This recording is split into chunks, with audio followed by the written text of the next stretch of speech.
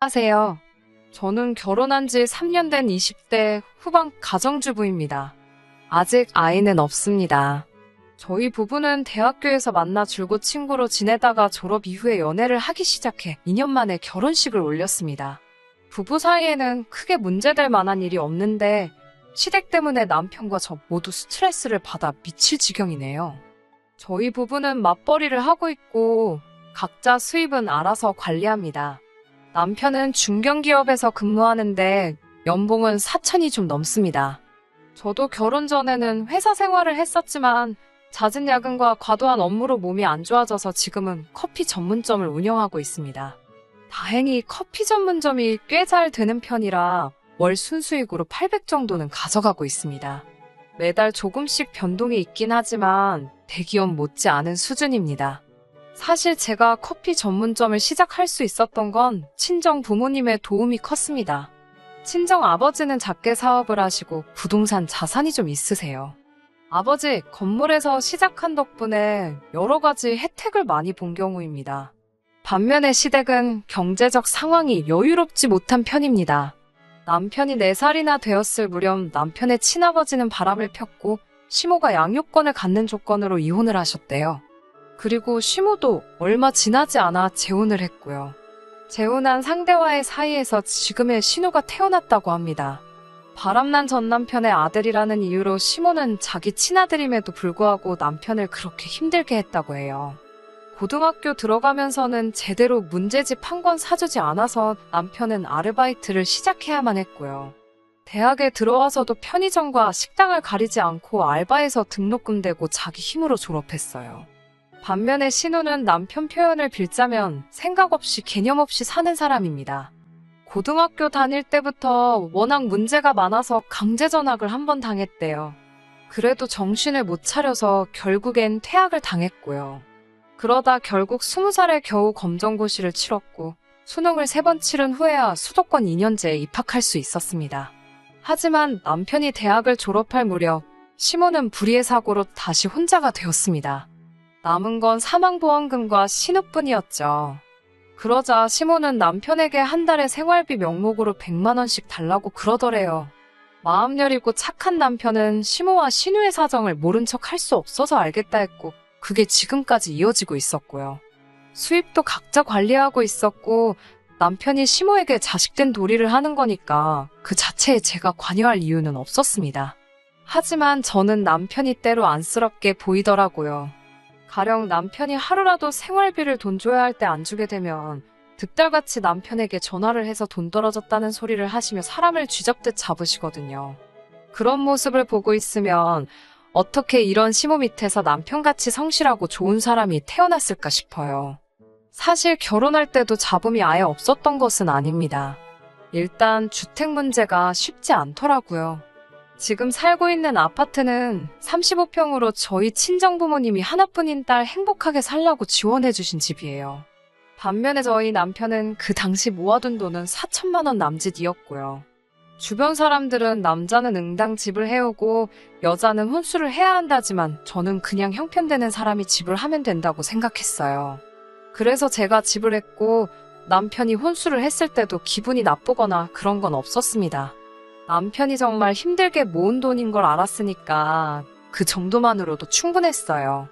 시모랑 신우는 경기도 외곽 빌라에서 둘이 살고 있었고 그 곳 전세 보증금은 1억이었는데 그런데 그 1억은 나중에 신우 결혼할 때 쓰실 거라고 저희한테 절대 넘보지 말라고 하시더군요. 남편도 저도 애시당초 그 돈에는 관심도 없었는데 말이죠. 하지만 제가 집을 해왔기 때문에 예단은 안 하는 걸로 생각했어요. 남편도 당연히 그렇게 생각했고요. 서로 주고받을 예물만 적당히 하자고 했고 당연히 꾸민비 같은 것도 안 받았죠. 그리고 이 모든 건 이미 상견례 때 서로 이야기가 된 부분이었습니다. 그런데 결혼식을 며칠 앞두고는 시모가 저희 친정엄마에게 연락해서는 주변에 보는 눈도 있고 자기 체면도 있으니 일단 형식적으로라도 예단을 해야 하지 않겠냐며 1,000만 원만 보내라고 하셨답니다. 거기다 신우 명품백도 하나 얹어서요. 친정어머니 기분이나 생각은 안중에도 없다는 듯 그 정도로 일단 충분할 것 같다는 말만 하고 저희 어머니 의견은 물어보지도 않은 채 전화를 끊어버렸다 하네요. 이런 시모의 모습에 저희 친정 부모님은 충격을 받으셨고 덕분에 자칫하면 파혼까지 할 뻔했습니다. 하지만 남편이 어떻게 알고는 시모와 크게 다투고 저희 집에 와서 몇 번이고 사과하면서 겨우 일이 마무리되는 듯 했습니다. 하지만 이 일은 서막에 불과했습니다. 얼마 전 있었던 일이에요. 신우가 얼마 전까지 취직을 못하고 빈둥거리다 시모의 등살에 못 이겨 간신히 작은 중소기업에 취직을 했더라고요. 그런데 회계 쪽이라 자격증도 있어야 하는데 신우는 그마저도 없었습니다. 그렇다 보니 급여 상황이 열악하더라고요.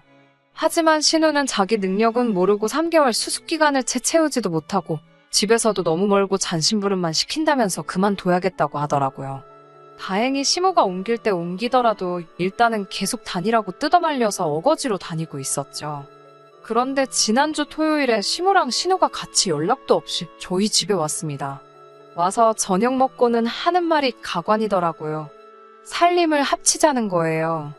살림을 합치면 매달 100만 원씩 생활비 드리는 것도 안 줘도 되고 앞으로 살림은 시모랑 신우가 도와줄 거고 이제 곧 저희 애 가지면 애도 시모가 봐주겠다는 거예요. 시모랑 남편 사이가 좋은 것도 아닌데 합가를 하면 얼마나 힘들지 눈에 선하더라고요. 그래서 제가 정중하게 말씀은 감사하지만 저희는 지금 이렇게 둘이 사는 게 편하고 좋다고 말씀드렸어요. 그러자 시모는 방도 너네 둘이 부부니까 방 하나 같이 쓰고 나 하나 신우 하나 쓰게 해주면 얼마나 좋냐고 하여튼 신모가 고약하단 식으로 말씀하시더군요. 하지만 제가 그 소리를 듣고도 못 들은 채 하자 그러면 생활비나 더 달래요. 요즘 100만 원으로 어떻게 사냐면서 앞으로는 150씩 보내라고 하시더군요. 그 소리를 들으니 정말 화가 나더라고요. 그래서 제가 한 소리 하려는데 남편이 시모에게 적당히 하시라고 화가 가득한 목소리로 말하더군요. 이제 신우도 사회인이 됐으니 생활비를 오히려 줄이려고 했는데 이렇게 억지를 부리시니 제가 더 이상 노력할 이유가 없다면서요. 이번 달부터는 못 드리겠다고 하더군요. 그러자 신우가 그러면 그냥 100만 원 주던 대로 보내고 자기만이라도 이 집에서 살게 해달래요. 출퇴근하기 힘들어 죽겠다면서요. 자꾸 억지를 부리는 신우에게 남편이 너도 제발 네 힘으로 살아보라고 따끔하게 혼내더군요. 시모와 신우는 드디어 네가 본색을 드러낸다면서 남편에게 지 집 나간 아빠 닮아서 아주 냉정하다고 그래서 내가 내 배불러 나왔어도 너한테만큼은 항상 정이 안 갔다며 막말을 쏟아내더군요. 아내로서 남편이 그렇게 상처받는 걸 옆에서 지켜볼 수만은 없어서 저도 시모에게 달라들었어요. 내 남편한테 함부로 말하지 마시라고요. 조금이라도 어른 대접 받고 싶으시면 어른답게 말씀하시라고요. 그리고 신우한테도 너 함부로 떠들지 말라고 그 입 찢어버린다고 했어요. 그러자 시모가 어디 감히 내 딸한테 그따위로 말하냐면서 제 뺨을 때리더군요. 저도 맞고 가만히 있을 수 없어 신우 뺨을 올려 쳤습니다. 그리고 냅다 신우 긴 머리채를 손으로 휘감아 낚아챘어요. 그러자 신우가 사람 살려라고 소리소리를 지르더라고요. 그러자 시모가 저한테 욕짓거리를 하면서 달라들더군요. 제가 신우 머리를 더 강하게 잡아 올리자 신우가 시모에게 엄마 그냥 미안하다고 해. 빨리. 이러면서 난리가 났어요. 남편이 저한테 이제 그만하라고 하기도 하고 이웃집에서 소란스러운 소리에 혹시 누가 신고할까 싶어서 그쯤에서 놔줬어요. 제 손에는 신우 머리카락이 한 움큼 들려있더라고요. 시모는 남편에게 저런 걸 데리고 사는 네 놈도 불쌍하다고 그러자 남편이 제 와이프에게 함부로 말하시면 저도 더는 가만히 안 있겠다고 하며 시모를 노려보더라고요. 시모는 저희더러 미쳤다면서 뒷걸음질을 치며 도망을 갔고요. 그리고 그날 이후로 정말 생활비 지원이며 명절에 용돈 드리던 거 이거저거 해드리던 거 얄짤없이 전부 다 끊었습니다. 그러자 시모랑 신우에게 번갈아가며 전화가 오더라고요. 그렇지만 남편이 이번엔 정말로 독하게 마음을 먹었는지 받지 말라고 아무 대꾸도 하지 말라고 저에게 신신당부를 했어요. 오로지 우리 둘이 행복하게 사는 데만 집중하자고요. 나중에 전에 들은 이야기지만 신우는 결국 그 직장마저도 성실하게 다니지 못해서 입사 2달을 채 못 채우고 잘렸다고 해요. 그리고 살던 빌라도 건물주가 전세금을 올린다고 해서 결국 반지하로 이사를 했고요.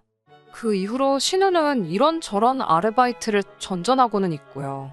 시모는 그 와중에 돈 얼마 벌어보겠다고 동네 아저씨들하고 지저분한 소문이 나서 얼굴도 못 들고 다닌다더군요.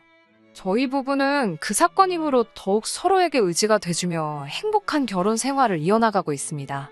가끔 남편에게 그래도 친어머니인데 그립지 않냐고 하면 그 어머니에게 받았던 사랑보다 더 큰 사랑을 제가 주고 있기 때문에 자긴 이미 충분히 만족스럽다고 이야기합니다. 내일 하루는 오늘 하루보다 남편을 더 사랑해 주려고요.